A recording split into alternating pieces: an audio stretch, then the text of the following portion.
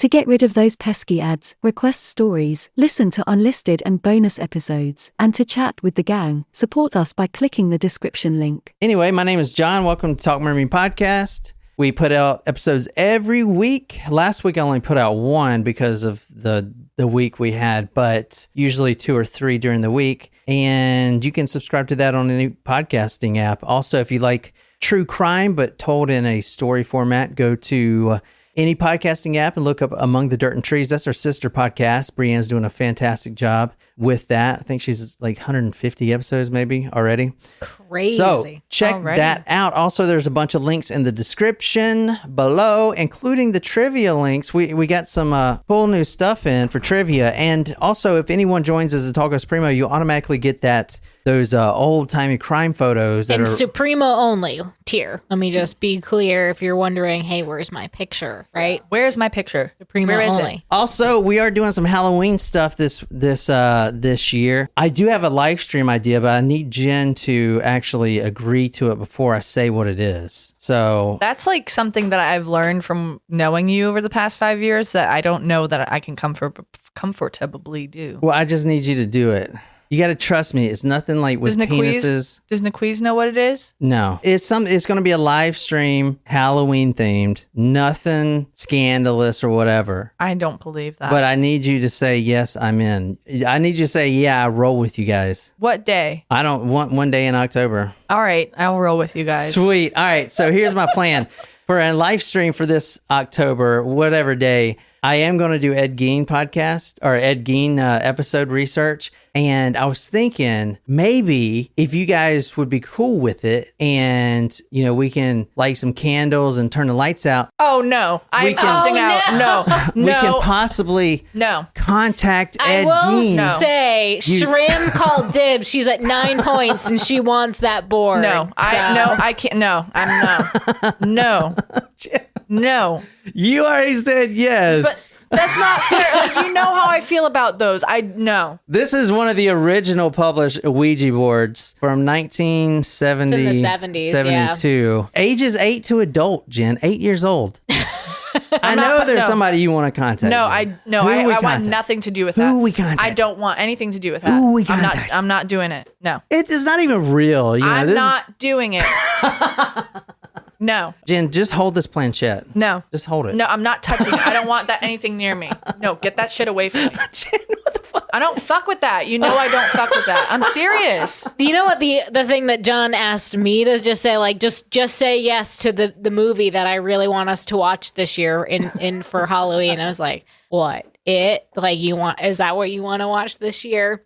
And it was, what was it? Killer Clowns from Outer Space. There you go. So I unknowingly agreed to that, which I'm just going to have to be. Jim, why would you agree to something without knowing what it is? Because for some reason I trust you, and I'm still trying to figure out why. Now, Dee says to salt the board for what? What does that do? Fuck, I didn't know that was a thing. I've never heard that before. So we have a surprise shot for Elizabeth today. I don't think I saw something specific requested for Elizabeth, but you know what, Elizabeth, if you send us one later, sure we'll take it at some point. So this one's for Elizabeth. Surprise shots. We don't know what they are because they're a surprise. Cheers.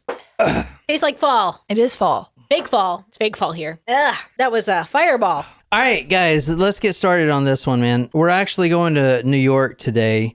Has anybody been to Oyster Bay? No. All right, so here's where we're going to tonight. We're on Google Earth, and for the next episode, I just want to say, if you guys aren't supporting us, no worries, that'll be out next week. So I know times are tough, even for us. So this is Oyster Bay right here. If you don't know about Oyster Bay, it is it's not a private community, but it is a wealthy community. So tonight we are going to August 27th, 1906. This is a great story, and I read a great book for it, which we're going to be talking about. But Oyster Bay, Long Island, August 27th, 1906. This Ooh, is an a oldie but a goodie. This is a extremely wealthy neighborhood. Okay. And in 1906, it was the spot. As you're going to see, the president would spend his holidays in Oyster Bay. This community we're going to was private and had huge estates. Now this is like Gatsby. exactly. Yeah. I mean, so the 'Cause president that was Long Island. the president being It was. the president being Roosevelt at the time would spend months there in these Teddy, not glorious Franklin. estates. Correct. It's time for a new deal. wrong. No, that's wrong Roosevelt. FDR. Or it's the teddy bear one. Yeah.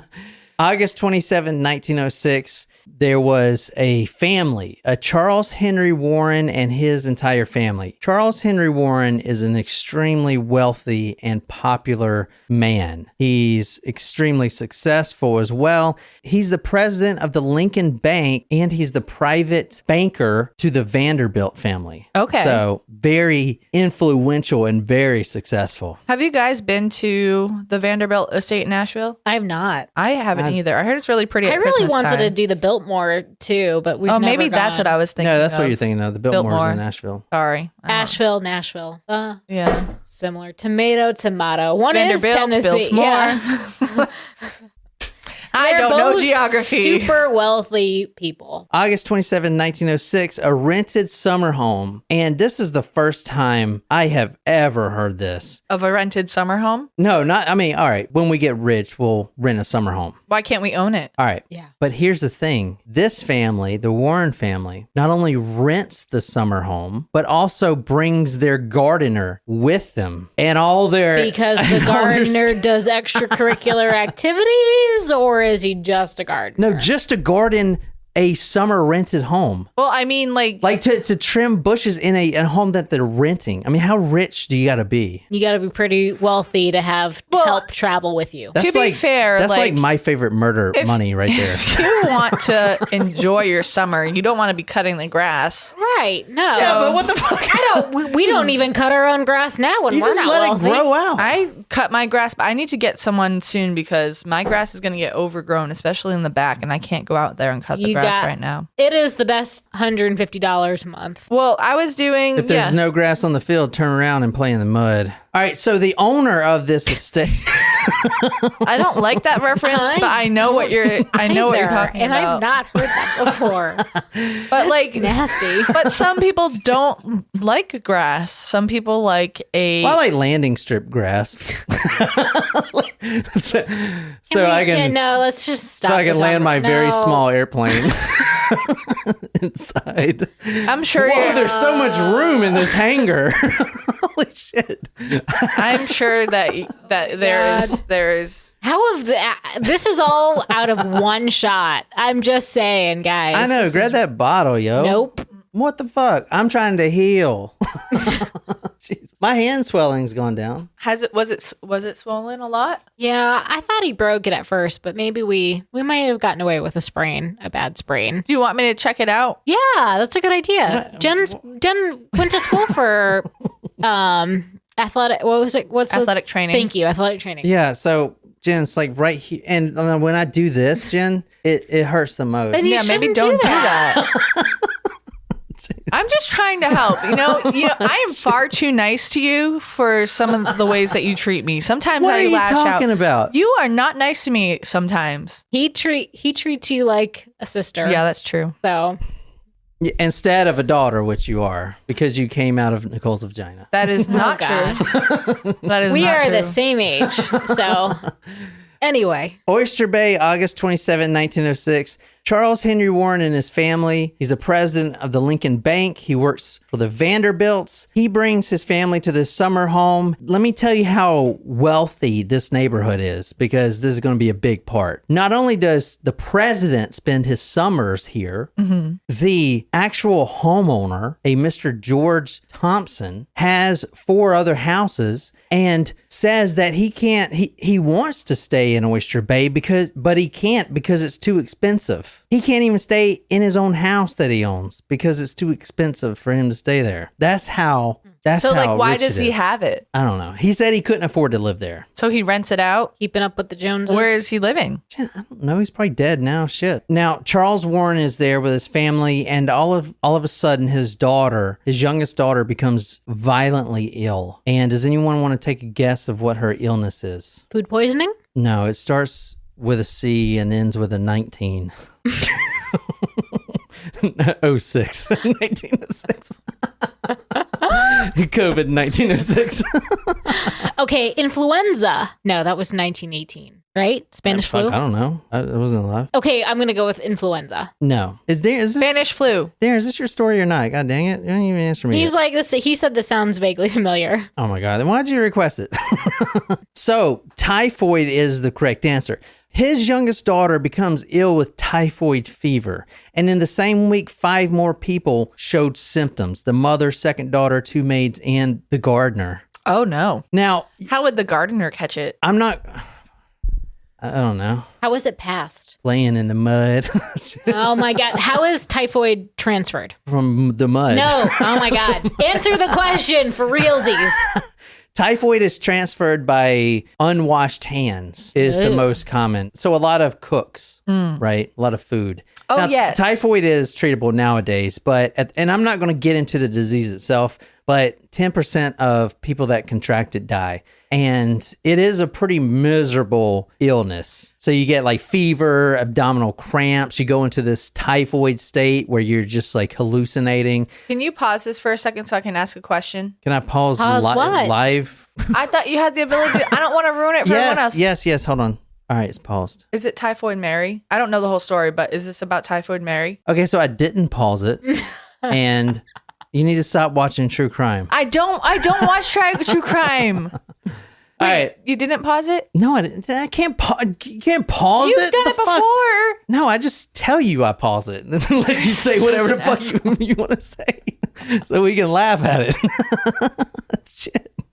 So even the president stays here. Now this is a big thing because even the president stays at Oyster Bay. Okay, so now you got typhoid fever, which we're going to talk about, not the disease, but about who do you think contracts typhoid fever? You think Not wealthy people. there you go. The typhoid fever is a dirty disease. It's an unsanitary disease. It's for the poor people, the poor people living in with, all kinds of other people and not bathing, playing in the mud all the time. Those are the people who have typhoid, not in Oyster Bay. And it's very interesting. If you go back to 1906 in these newspaper archives, you will see a lot of news about Oyster Bay, but you will not see the fact that they got typhoid fever. There was a typhoid fever outbreak. They covered it up because if that got out, that would ruin that small community. Okay. So this is a huge problem to have. So they wanted to, instead of alert the media, and they had the money to do this, they wanted to solve it in-house Okay. because they They didn't want it to get out that they were invested. with not the in dirty Oyster disease. Bay. Yeah. No, this is definitely not something they want to bring to this community at all. No. So they did this in-house. The wealthy banker and his family, they're now sick. They decide to call in the experts privately. They first call a sewage expert to see, is it spreading through the sewage? Is there a problem with the sewage that we need to figure out? They next called a dairy expert. Is there something wrong with the milk? Whatever. Bad cow disease. Nothing. Then they even interrogated an older lady that lives down by the beach and sells clams because they thought, I don't know if this is true or not, but you can get typhoid from local seafood. She was scrutinized, but they checked all of her clams and everything, and there was no bacteria relating to typhoid in any of her seafood. But their daughter's in there dying, and they got to figure out what's going on. So they called in another expert, George Soper, and we're going to talk a lot about this guy. This is him right here. Can you kind of describe this guy? He looks like a villain. Like there should be a cat in his lap. Yeah. He has a thick mustache. Yep. I like his coat. And his hairline is receding a little bit. But that's okay. There's nothing wrong with that. He's got a big old mustache. I said that. Oh, so he's the expert. He's a sanitary engineer. Quote, the doctor to 6 cities. He is extremely well known for his books that, you guys have probably heard of in school. Number one, the air and ventilation of subways, modern methods of street cleaning. Riveting material. Yes. And my personal favorite, further studies of European methods of street cleaning and waste disposals with suggestions. Oh. So he is the doctor to see where this sickness is coming from. This is from the book we were reading that we're going to talk about here in a second.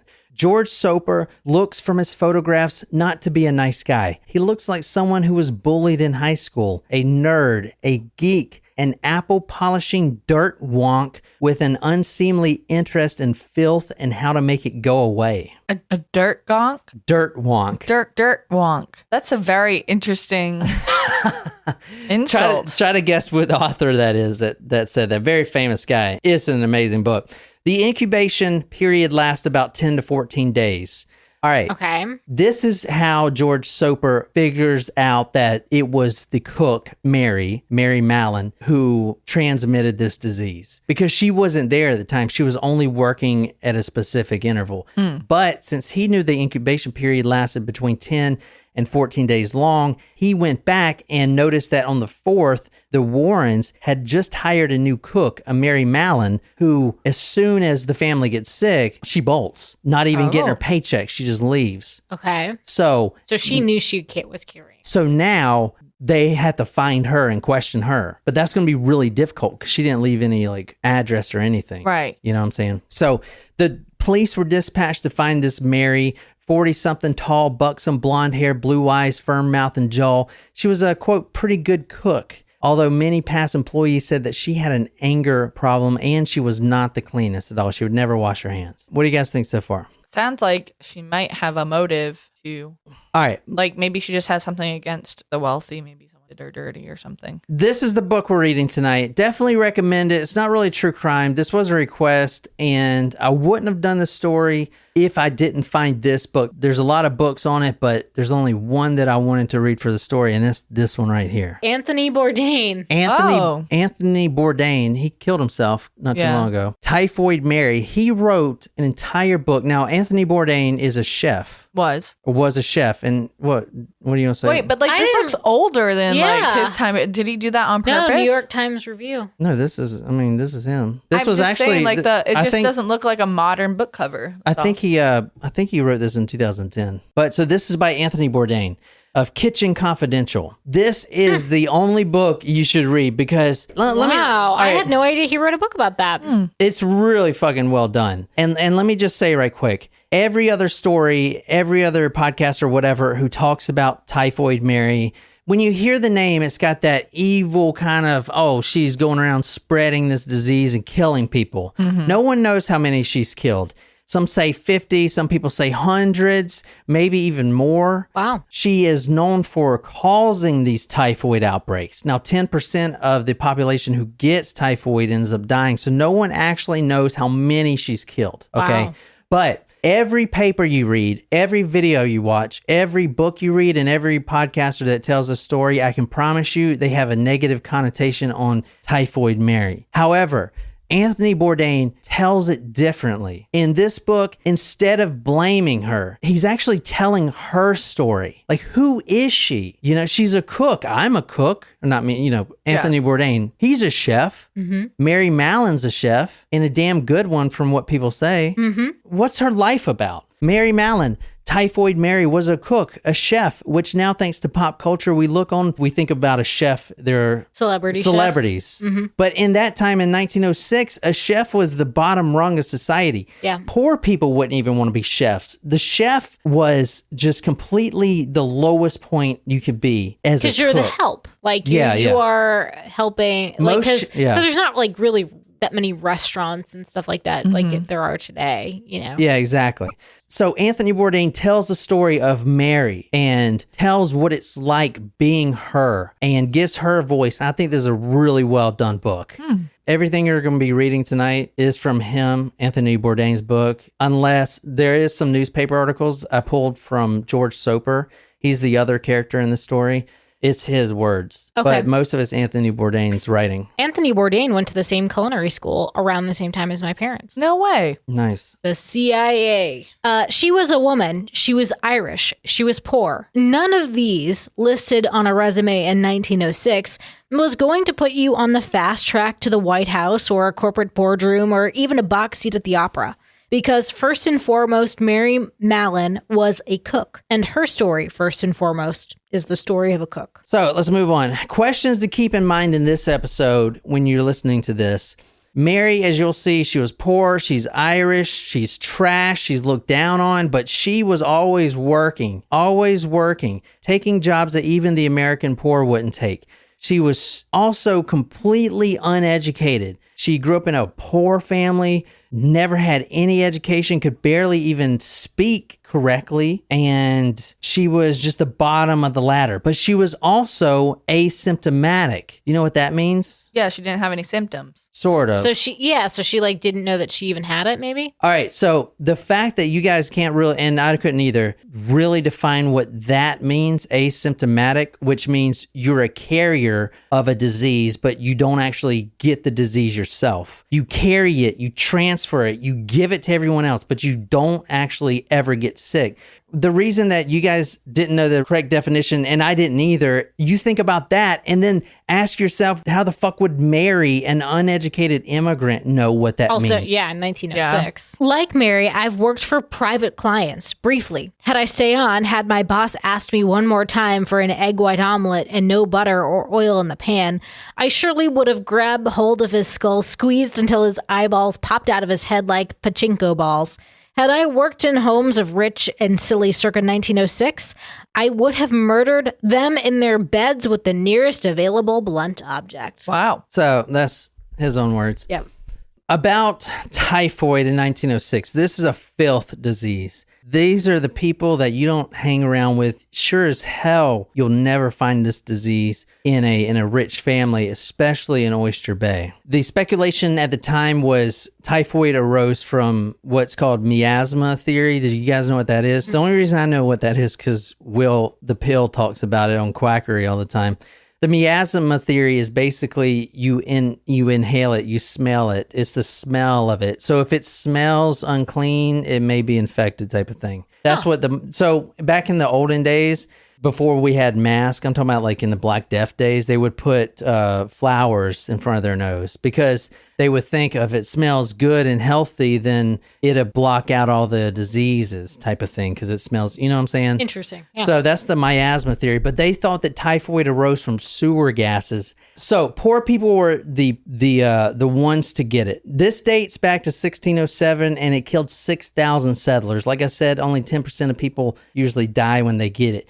The South African War, and this is true with a lot of wars, the South African War between the British and South Africa, Britain lost 13,000 troops to typhoid fever. 13,000 troops to typhoid fever. How many do you think they lost on the battlefield? 8,000. Wow. They lost 13,000 to typhoid and 8,000 on the battlefield. The symptoms: prolonged high fever up to 105 degrees, powerful headaches, nausea, no appetite, cough, hoarseness, diarrhea, constipation, skin rashes, inflammation, abdominal tenderness, and then you get what's called the typhoid state where you start hallucinating and then eventually you die. An estimated, even nowadays, 11 to 20 million people still get sick from typhoid fever. And it's also making a comeback nowadays. So, but it's becoming more resistant to what we're trying to put out. So it's like people are getting the disease more and more again? Yeah, exactly. And it's becoming, it's like that super bug where it adapts. You know, every year we have to make our irrigation chemicals more powerful. I don't know if you know that, because every year the bugs and stuff like that, and the bacteria, they get more accustomed to it, and they get stronger and stronger and stronger. That's what the superbug theory is, because at one point we're not going to be able to make something strong enough to kill it, and it's going to be super fucking strong. All right, so now that we know that Mary Mallon is the cause of this disease, and we're going to soon find out that she's probably already killed hundreds of people, we need to find her. So the person that does this is that George Super guy. Writing later, Soper describes what he did next. First, I went to the employment agency where I was given the missing cook's former places of employment and the different people who had furnished her with references. Working from agency to agency, I came in possession of little fragments of her history for 10 years. What do you suppose I found out? That in every household in which she had worked in the last 10 years, there had been an outbreak of typhoid fever. Mind you, there wasn't a single exception. So in typhoid, is there, like, you always have it? Like, it's not like COVID, for example, when, there's a period, it goes away. No, you don't always have it. You can cure it. It's just like COVID. You get it and then you don't have it. Where she worked for the last 10 years, everyone got it. Yeah. Well, it has probably something to do with her living situation then. It's transferred by food, usually in unclean conditions. So you don't wash your hand and you serve the food with your bacteria on it. And the whole family's eating that. That's why everyone's getting it. You know what I'm saying? She didn't get it though because she was asymptomatic. It's like the guy that it's like what is it, like ground zero of the COVID thing? The person that has patient zero. Patient zero doesn't actually die from it or something like that. He just gives it to everyone type of shit. I don't know, something like that. But she never actually showed any symptoms of it. They actually eventually found it in her gallbladder. That's where it was, and it was just hanging out there. And she would give it to everyone, but anyway, they made her out to be a freaking monster, that she was just going around giving this shit to people. But you would she must have known, given the fact that all of her employers got typhoid, and she left immediately after this case in Oyster Bay. Or maybe she left because she thought that people were gonna think she was doing it on purpose and was trying to evade prosecution. Maybe, but right, I think she knew that there was something wrong, and maybe that she it was just for a job, pay, anything, it didn't necessarily matter to her. And also she probably didn't know what to do with it for a cure, right? That's my assumption. I mean, you gotta remember, she, I'm gonna say, she's a poor immigrant just trying to get by. What is she supposed to do? A doctor actually tested her before all this and showed that there was nothing, that there was no typhoid in her. Interesting. So but she that already was because had, she was asymptomatic. She already had a test of this, and she was told by an expert. The thing is, you have this guy, this George Soper, who is trying to make a name for himself. And he is kind of a twerp, as Anthony Bourdain said. He is this small guy. He's trying to make this name for himself in this sanitary world. He's trying to be the guy that stopped Typhoid Mary. And he's just like a little twerp. And the way he handles it is he goes and tries to immediately blame her and arrest her and accuse her of all these things and get samples from her while she's at work type of shit, All right, so 1904, she worked for Henry Gilsey, and 4 out of 7 of those people got sick. J. Coleman in Dark Harbor, Maine, 1902, 7 of 9 people got sick. 1901, she caused an entire outbreak in New York City. Wow. That's where no one knows how many died from that, because that was a big outbreak. And now we don't know for certain if it was her, but, it's quite possibly it was, you know what I'm saying? And she caused that huge outbreak. Particularly with the 7 to 14 day incubation period. People I know travel wasn't nearly as fast as it was, then as it is today, but that is still enough time for a whole city to that's catch true. it. All right, so side note here before we go any further. So we've covered plenty of these immigrant cases, like Joe Arity being one of them that we talked about, the immigration. Think about immigration today. It's such a heated topic, but look at it back in the 1900s. You have immigrants coming over from Italy, Ireland, China. The Chinese are the ones that built our railroads. You have all these immigrants coming over, and they're bringing diseases over here. They are, okay? Not on purpose, but we're not accustomed to their bacteria. And same vice versa. So it's very heated. But the thing is, and this doesn't sound good to say, but it's the truth. The United States was built on immigrants and slaves. This whole country was built on the backs of immigrants and slaves. End of story. Quite literally, the people who came to America are seeking religious refuge, and we're immigrants to us. So that's why, I think that's why one of the reasons that immigration is such a heated topic today. There was a 2-year break in her resume, and he says, "Where is she? Of course I did not know, for Mary is clever, and she hardly ever works under the same name at 2 different places." So he's trying to be like this pseudo detective, and he's just really annoying. The government actually makes fun of him too, as you're going to see here in a minute. He finally found Mary Mallon in March of 1907 in Park Avenue, New York City. A family she was working for had just gotten sick. The homeowner's daughter, quote, a beautiful young woman in her 20s, was lying on her deathbed. And this is what George Soper says, quote, "Imagine my surprise and utter joy when I found the famous germ carrier working as a cook in that household. He shows up at her work, accusing her of spreading diseases. He's demanding her to give over bodily fluid samples as she's working, causing this huge scene." So being Mary, and you'll see Mary she is a no shit type of person, Irish. When he shows up to do this, Mary grabs the meat skewer and chases this guy out, and she was going to kill him. Wow. Dr. Soper, Mary seized a carving fork and advanced in my direction. I passed rapidly down the long, narrow hall, through the tall iron gate, and so to the sidewalk. I felt rather lucky to have escaped. He finally tracked her down at the seedy hotel. She was staying on 33rd Street and 3rd Avenue in New York. Well, 3rd Avenue is a pretty famous kind of area. But the hotel she was staying in was really low end. There was a dog in the room. There was an alcoholic man who she apparently loved in the room as well. It was extremely unsanitary. He tries to confront Mary again, and the same thing. She's yelling at him, running after him, trying to kill him, and he's just running away, squirrely, running away. And then that's when he finally contacts the government. Mary knew a few things with terrible certainty at this point.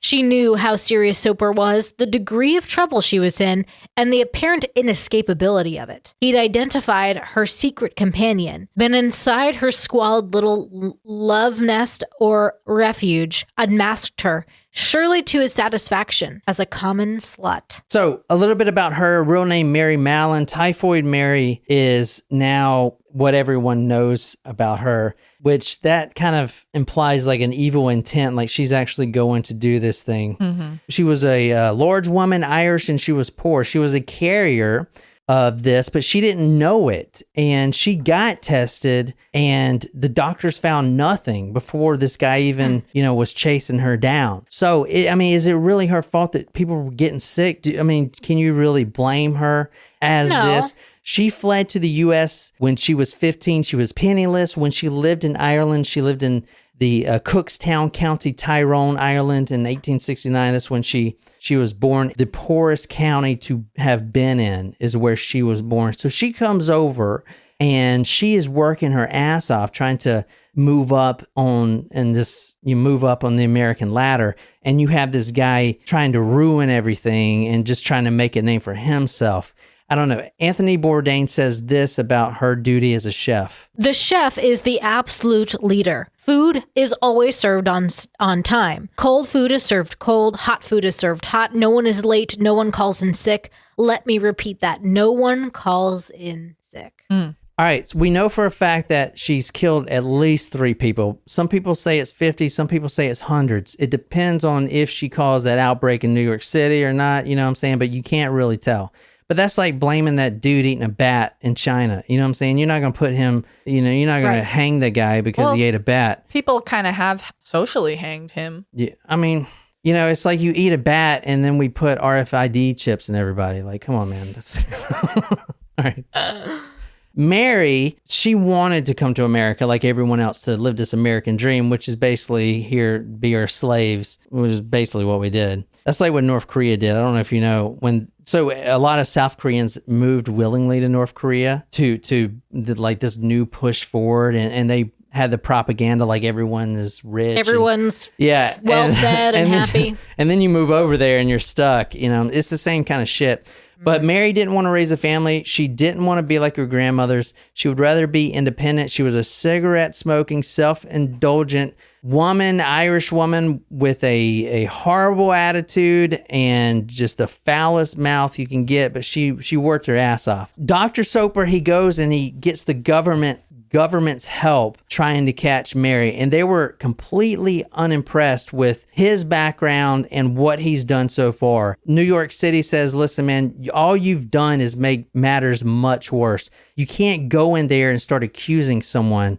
of anything. It should have been an easy task, and you completely screwed it up. So we don't even want you talking to Mary Mallon again. He sounds like a frightened man, a man making excuses for being physically intimidated by a woman, a man who smells the punk inside himself.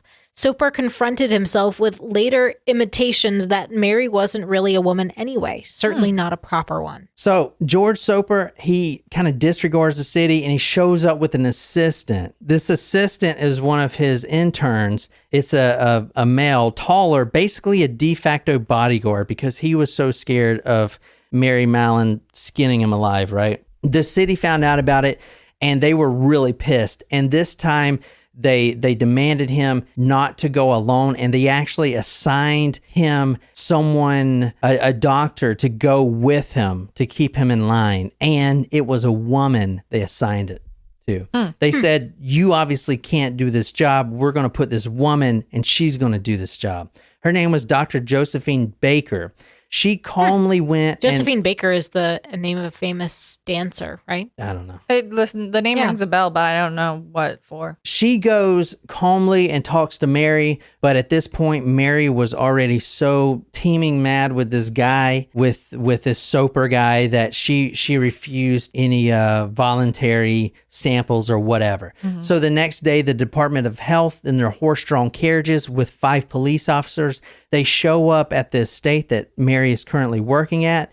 As soon as she sees them out there, Mary Mallon is like as tall as Jen is, 6'1" or whatever. And just a big Irish, foul mouth. You don't mess with her. So pretty much me. Yeah, cigarette smoking all day. Oh, no, I mean, not cigarette smoking. But Mary Mallon is very intimidating. Okay. I don't think I'm that intimidating. She sees these 5 cops coming into this house. Mary Mallon lifts up the window and she jumps outside. And then she takes off full sprint. She actually climbs a high fence. She almost gets away, but one of the cops jump her.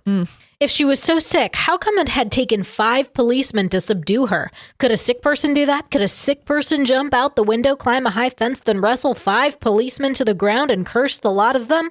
It was persecution, simple as that. She fought and struggled and cursed. I tried to explain to her that I only wanted the specimens and that then she could go back home. She again refused, and I told the policeman to pick her up in her ambulance. This we did, and the ride down to the hospital was quite a wild one. 5 strong New York City policemen were needed to restrain her because she was so fucking badass, right? I mean, she's like, you're not taking me alive. It took 5 cops to restrain a woman. Jeez. The Dr. Josephine Baker. She was a fighter. They had her tied down, and Dr. Baker in the ambulance to the hospital had to sit on her chest, to keep her from squirming. Crazy. Mary, in high-necked uniform, apron, and skirts, duked it out with 5 tough, red-faced coppers and making a damn good show of it, all while spouting an impressive barrage of unladylike obscenities.